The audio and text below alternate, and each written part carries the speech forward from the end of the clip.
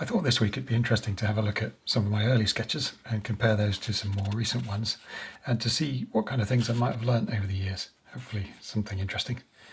The first thing I learned was to use slightly bigger paper. So when I was doing these very first sketches, sort of over 10 years ago, I was working in a small sketchbook like this, and often I would come, at the edge of the page there, and it would cramp your style slightly. You start to get a bit more tentative as you get towards the edge of the page, because you start worrying about going off the edges. So I got myself a bigger sketch pad, which was a help, and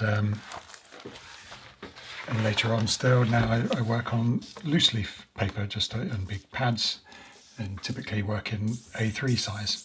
And that way you don't have any worries about getting to the edge of the page too soon, or bumping over the gutter of your sketch pad and things like that.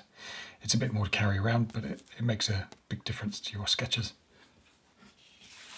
The next thing I learned, and this is a really big one, very important one, which is going to take a bit of learning, is to start thinking in terms of the object you're drawing in terms of a three-dimensional object, and start thinking about how that object is put together. And that kind of goes on to learning the basics of perspective and ellipses and things. So if I look at some of these very early drawings that I did sort of 11 years ago, when I did these, I was just drawing them in the same way I'd draw a landscape or something, starting at one side and working my way across without really thinking of it three-dimensionally. I was just thinking of it as a 2D composition. And sometimes I would make terrible mistakes by doing it with that approach, because if you look at this wheel here, the axle is nowhere near the centre of the wheel. I wasn't thinking of this as a wheel that had to function. I was just thinking of drawing this shape. And you end up with these terrible mistakes. So later on, with a bit of practice, I started to think about how these objects were built, and to think of them as a collection of three-dimensional objects. So we've got some donut shapes for tyres, and we have a chassis that supports a kind of an arch-shaped tunnel, and I'm using perspective there, I'll come on to that.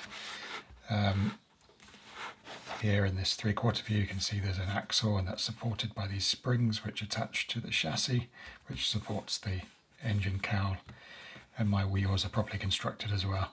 So that's kind of, hopefully now you can see that the later drawings feel more like three-dimensional objects, whereas the other ones were just kind of pretty 2D pictures. So this next tip runs on from the previous one, and it's to learn the basics of perspective, and how perspective works, and how to construct ellipses, how to draw a circle in 3D, so at different angles. The wheels used to frighten me a lot, so I would concentrate on the bits that I knew I could do, the more boxy, straight edges, and then when I got to the wheels, I'd tend to let those fade out and not draw too much attention to them, because I wasn't really sure about how to deal with those. And it's not that complicated. With a bit of practice, you can construct wheels comfortably once you know that the minor axis is the important one, and the minor axis goes off to your vanishing point. You can stick your ellipses on fairly simply, and then you don't have to avoid them anymore. And they're quite an important part of the vehicle. I like quite precise, sort of detailed drawings, but I also like them to have a kind of looseness, if possible. And just because I like the energy of a loose, quickly drawn line, but I like things to be precise. But sometimes that preciseness, trying to achieve it, can lead you to become more and more tense, and to tighten up and worry more and more, and you end up with kind of stiff-looking drawings.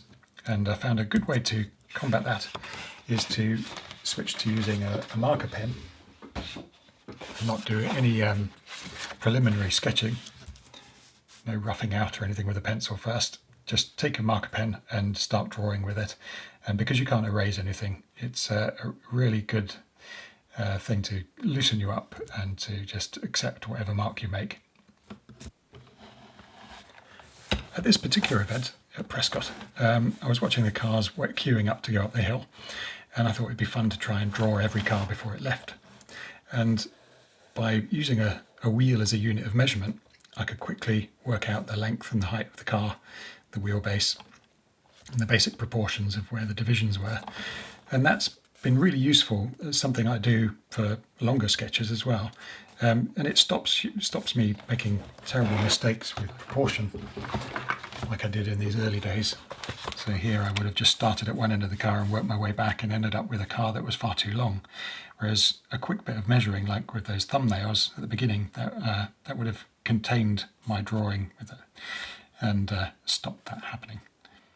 The last tip I've got for you is to use better paper and to use the correct paper for the job. So in these early days, I was just working in my sketch pad, which had sort of thin, just slightly better than printer paper in it.